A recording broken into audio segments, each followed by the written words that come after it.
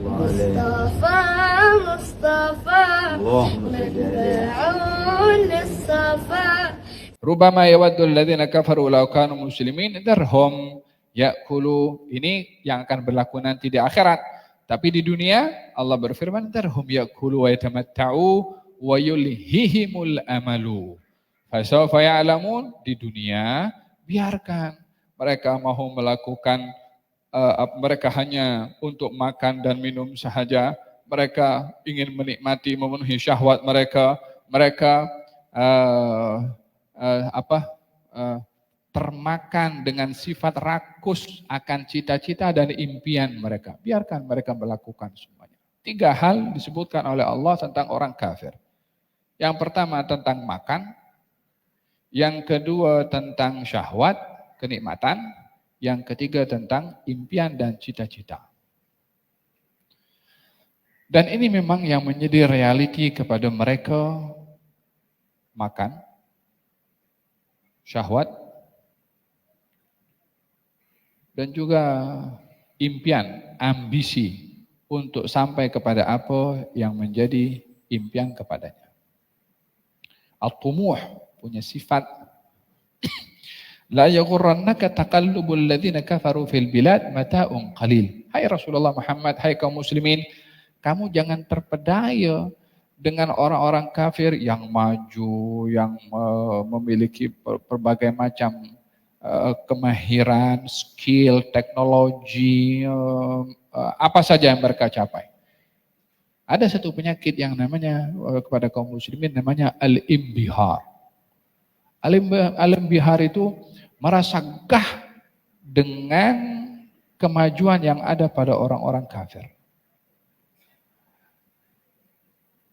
Beza orang itu memanfaatkan khibrah, kemajuan yang ada pada orang bukan Islam. Kita tidak ada keraguan-raguan sama sekali bolehnya orang mengambil manfaat daripada kemajuan orang lain. Orang Islam atau orang bukan Islam. Kalau kita melihat di dalam sejarah, Nabi itu ketika berperang peperangan Khandaq, strategi yang dipakai oleh Nabi strateginya orang bukan Islam. Strateginya orang Persia. Idea itu ketika disampaikan oleh Salman kepada baginda Rasulullah, ya Rasulullah kami dahulu di Persia, kalau dikepung maka kami gali parit besar supaya mereka tak boleh masuk. Maka Nabi ikut idenya Salman. Salman bawa idea daripada mana? Daripada Persia. Persia waktu itu sembah apa? Sembah api, bukan belum lagi beriman kepada baginda Rasulullah SAW. Di sini Nabi mengambil experience atau eksperimen orang lain. Itu kita tidak ada sama sekali keraguan-raguan untuk mengatakan boleh. Tapi merasa gah dengan kemajuan yang ada mereka tanpa ada rasa iman akan kebesaran Allah Subhanahu wa taala dalam bidang sainsnya, dalam bidang strateginya, dalam teknologinya, dalam persenjataannya, ya kan? Yang yang berlaku kepada kaum umat-umat yang terdahulu al-imbihar, merasa gah dengan apa yang mereka capai, ya kan? Oh kaum Ma'ad mengatakan man asyaddu minna quwwah. Tengok siapa yang lebih hebat daripada kami. Kata kaum Ma'ad, dihantarkan azab oleh Allah Subhanahu wa taala, yang cakap dan yang tak cakap semuanya tumbang khalas. Namrud mengatakan, saya Tuhan juga, saya boleh hidupkan, boleh saya matikan, ambil satu orang penggal satu-satu biarkan hidup, saya matikan yang ini, saya hidupkan yang ini. Masuk nyamuk dalam hidupnya sampai mati, tak boleh juga dia nak lawan dengan nyamuk.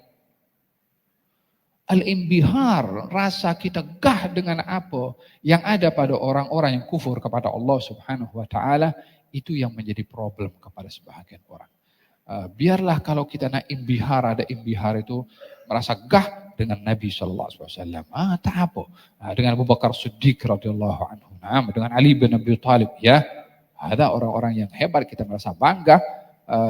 Fahimtum? Wa hakadha. Tamam.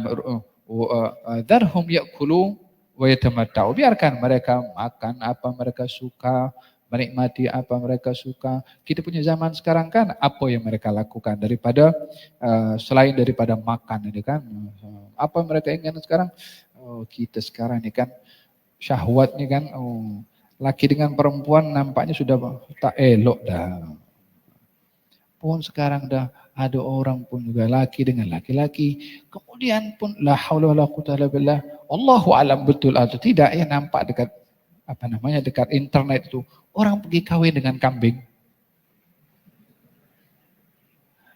Dipakaikan kambing itu dengan pakaian pengantin. Allahu alam akadnya macam mana kambing itu akan cakap. Kita tidak berbicara tentang hal ini, hal yang mentertawakan atau tidak. Tapi yang membawa orang itu sampai kepada peringkat nak kawin dengan kambing itu, ideologi pemikiran mereka itu macam mana boleh sampai ke situ. Ini berbicara tentang pemikiran, tentang ideologi, tentang cara orang itu mempunyai satu keyakinan dalam hati sampai peringkat serendah sehina apa yang mereka lakukan.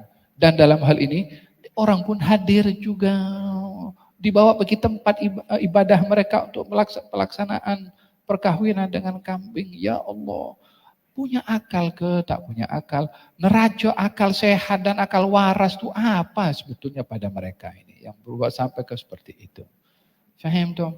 Kan laki-laki dengan laki-laki pun juga yang diperjuangkan sekarang untuk supaya ada namanya dengan slogan kebebasan dengan slogan ini adalah hak pribadi, macam-macam slogan.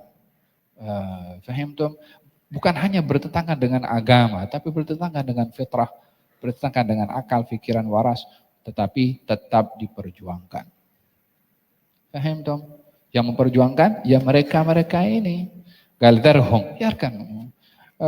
Ya'kulu wa yatamatta'u, mereka makan dan menikmati apa? Mereka syahwat mereka, wa yulhihimul amalu, dan mereka dilalaikan dengan apa? Dengan mereka punya impian dan ambisi serta cita-cita. Kami polis dunia, kita kena kontrol dunia. Satu pula mengatakan kami ini sya'bullahil mukhtar, kami ini makhluk pilihan Tuhan. Yang lain kena serve kami. Kan mentaliti seperti ini kan ada di zaman kita sekarang. Yang satu mendakwa sebagai polis dunia, emang dia punya dunia itu. Dia yang cipta, dia yang kontrol. Tapi itu ambisi. Dan mereka mendakwa berjaya. Karena negara-negara lain ikut mereka punya telunjuk. Jangan macam-macam. Kamu bikin hal dengan aku usik sikit ekonomi, aku lep kamu. Kata Syekh Sya'rawi mengatakan, man lam yaghris min fa'suh, lam yaqul min ra'suh. Orang ini merujuk kepada independen. Baik pada siapapun juga, mau secara individu, keluarga atau negara. Orang yang tak makan daripada hasil cangkulnya sendiri, dia tak boleh bercakap daripada apa yang di kepalanya sendiri. Selagi masih dipunya prinsip itu dipegang oleh orang lain, dia kena ikut telunjuk orang lain. Mau negara, mau negeri, mau apa, semua tengok siapa yang kontrol. Kekuatan yang ada pada tempat tersebut, dia yang bercakap. Walaupun mengikut mulut orang lain. Macam yang kita berlaku sekarang ini kan.